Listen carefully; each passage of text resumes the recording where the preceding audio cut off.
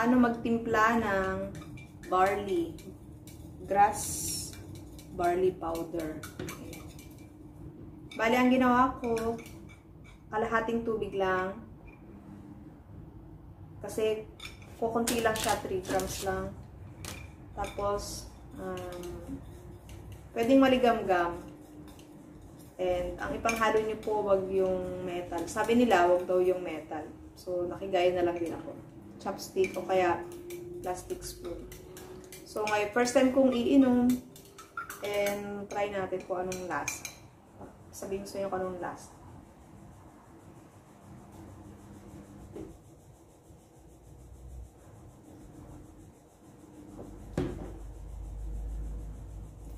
Yun. Kaya rin naman po. Dapat pala, haluin mo mabuti. Para hindi mo malasahan yung powder. Kasi medyo bubo pa yung powder. Tapos ininom ko na. Kaya parang sumasabit. Dapat siya, yung matunaw talaga. So, haluin nyo ng matagal. Ako excited ako. Kaya nainom ko na agad. So, nandito pa yung powder. So, ayun lang po. Ganun na po kadali. Maligam-gam na tubig or kahit hindi maligam-gam yung room temperature water. Tapos, konti lang na tubig, kalahating baso. Tapos, isang sachet. Bali, sa isang box po, 10 yung laman. So, bali, ang bili ko po dito is 1K. 1K ang isang box. So, bali, 6 yung binili ko. So, yun, medyo mahal nga po. Pero kasi po, meron akong thyroid cyst. Kaya, marami pong mga testimony na maganda raw ang amazing barley.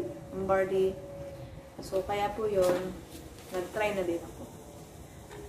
Tapos po, ayan, sa isang box niya po, may kasamang instruction. Ayan.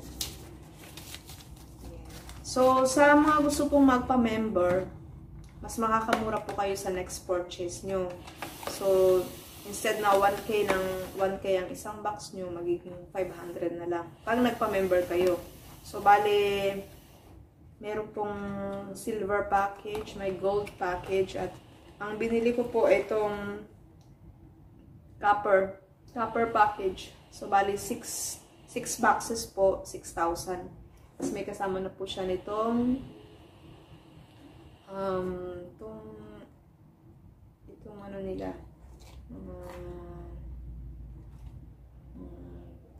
iba pang products ng barley. Yan.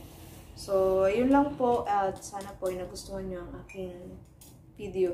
Yan, sa mga gusto mong magtimpla, haluin nyo mabuti para matunaw talaga yung powder niya. Kasi yung nainom ko puro hindi pa masyadong nahalo.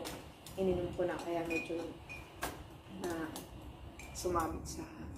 So, ayun po, meron po akong thyroid cyst at sana gumaling siya.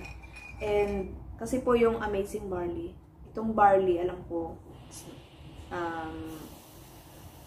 biblical kasi siya. Sa Bible po, talagang ginagamit na po talaga nila yung mga barley sa mga pagkain nila.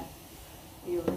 So, yun lang po. And, sana po nagustuhan nyo ang video. And, yun.